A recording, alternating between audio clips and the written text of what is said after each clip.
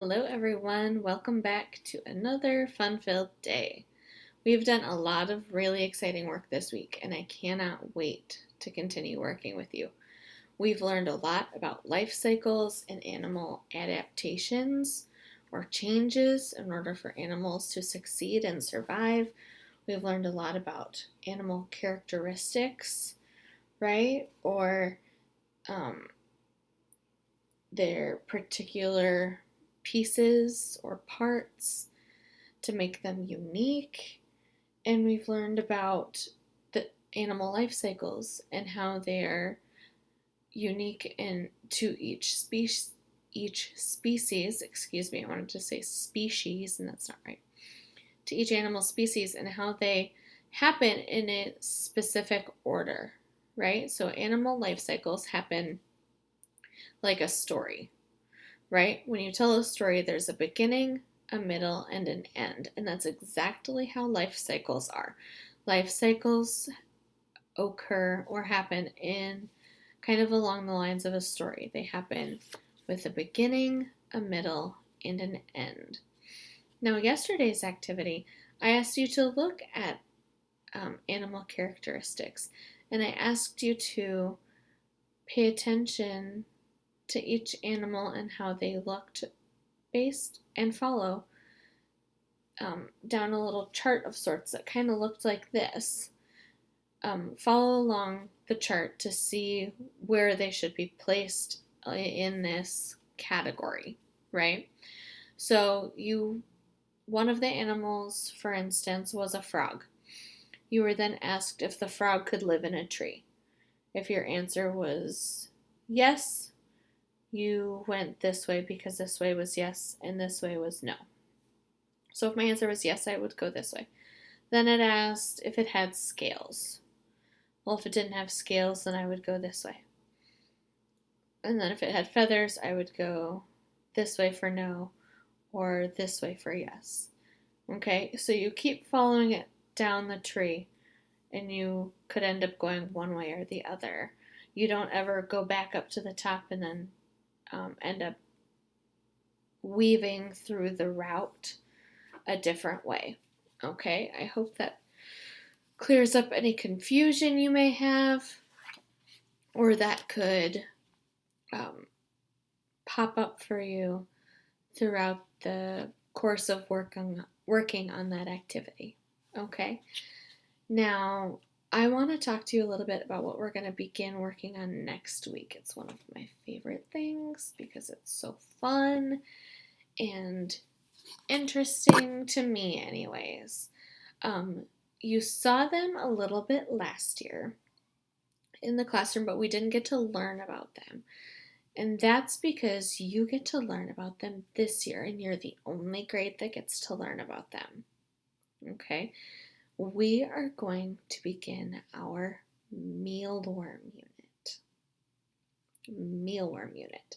And that's super exciting for me because mealworms are very interesting in that they go through a lot of different changes as they go through their life cycle. So we're going to pay attention to the different stages of the mealworm life cycle and do some very, very close inspections of how they look and how they change as they go through their life cycle. Now, I have my mealworms here at home with me so we can do some investigating, okay? Now, in order for me to show you the mealworms up close or in the best way, our videos may look just a little bit different. Okay, I might have to do it with my phone, so you might see the table rather than me. And that's okay, because you know what I look like. This is me. Hi. Right? Like, it's okay to not see me for a day. So, I just wanted to let you know because I want you guys to see the mealworms and I want you to see them up close. And in order for me to get you a good close up video of what the mealworms look like, that might be what we have to do.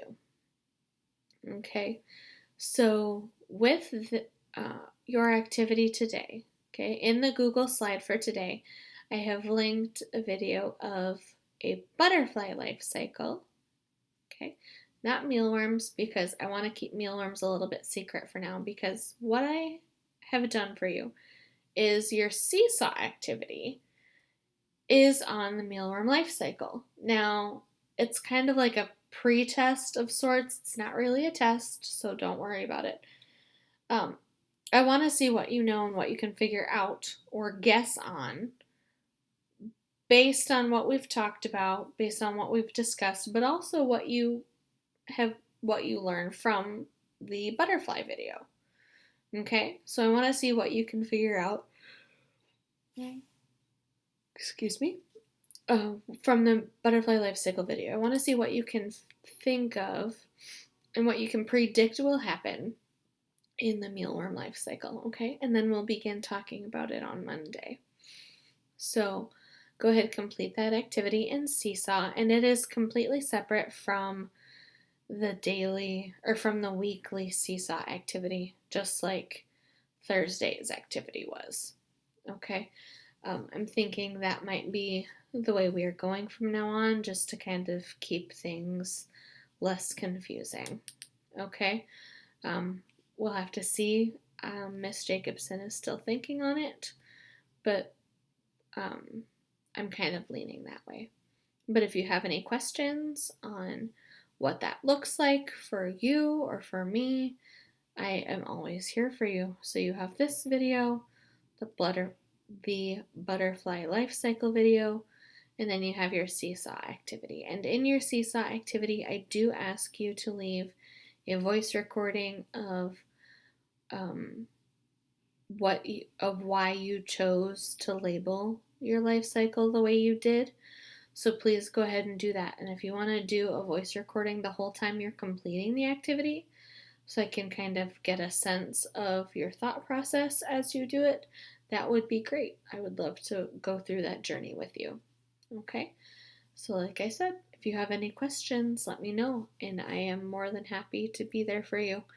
But otherwise, have a lovely weekend, and I can't wait to be with you all again next week as we begin learning about our mealworms. I hope you're as excited as I am.